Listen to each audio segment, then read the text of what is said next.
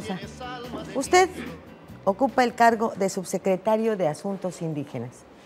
Es la parte gubernamental.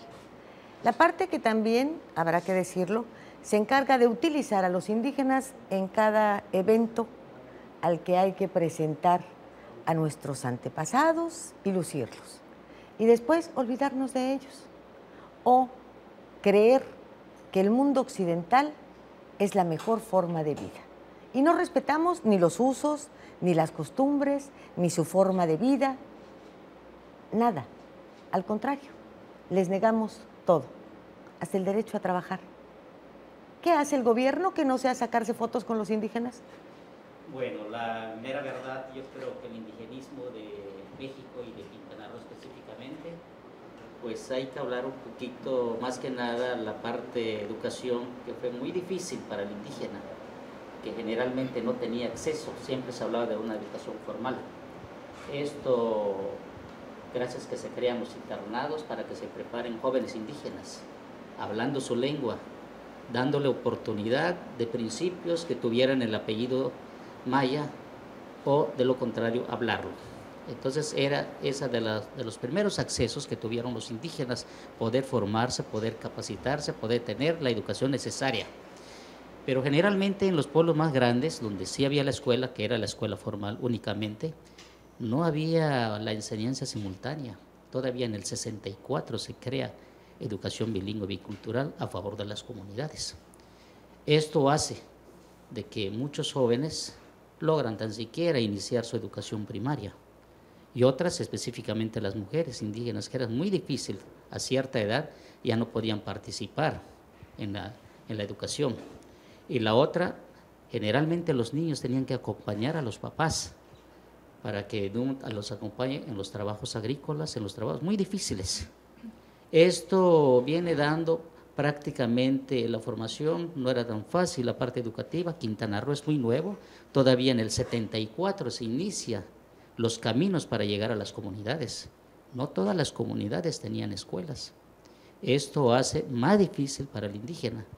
Cuando llegan los vehículos, llegan las primeras acciones y los contactos, la gente de campo pues empieza a deshacerse de los trojes, que era la parte alimenticia, la parte prácticamente su autoconsumo, y se va vendiendo, y esto todavía empeora la situación para que, pues, difícil es el trabajo, pues prácticamente lo que fue la casa para que puedan subsistir fue siendo más difícil, y hablar. Quintana Roo se crea todavía en el 74, vemos, entonces va llegando a la escuela, va a los caminos, hace de que florezca un poquito más las escuelas, pero todavía sí, muy difícil para el indígena, muy difícil de que poder mantenerse. Para poder estudiar hay que ir donde había la secundaria, o había que estar donde pues tenía alguna familia. Los que no lo tienen no podían salir. Por eso la generalidad de los jóvenes tenían que salir fuera del estado, porque las secundarias también fueron nuevos. Y ahora el cambio se viene dando, yo podría decir casi en el 80, donde llegan ya las escuelas, ya la educación primaria, ya las telesecundarias podemos tocar. Y ahora yo creo que la verdad pues es muy difícil para el indígena.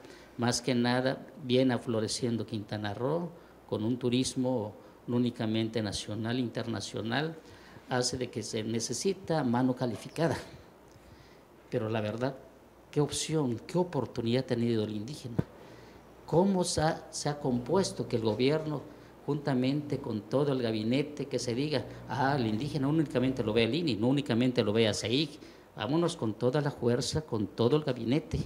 En cada área dice atención rural, llámese Zagarpa, llámese SCT, todos tienen, pero no se forma esa gran bolsa para que de un momento a otro el indígena pudiera tener esa beca tan ansioso que pudieran tener, capacitarse.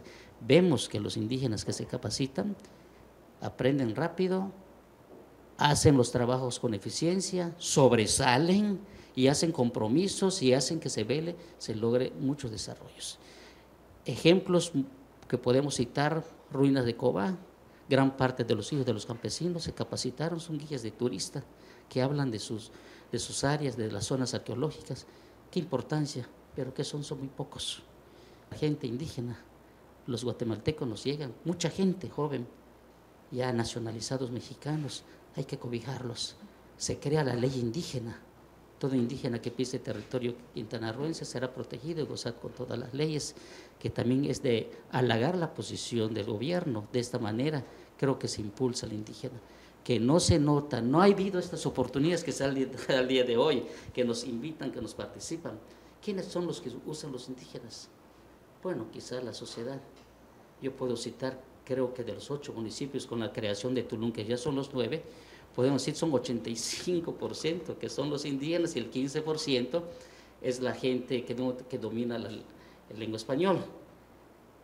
No quiere decir Cancún que no tenga indígena, y las mujeres que no tenga, o Cozumel, sí las tienen en las colonias, pero estos 4 municipios muy definidos con la de Tulum, que ya son los 5, la verdad sí se requiere una infraestructura, una gran oportunidad debe de tener el indígena, que se prepare para que no haga esos trabajos muy pesados, muy difíciles, que de una y otra manera, que también la gran diferencia es por la remuneración, acude, pero ¿a costo de qué? De abandonar la comunidad, de dejar de usar su lengua, de no practicar lo que son sus usos y costumbres.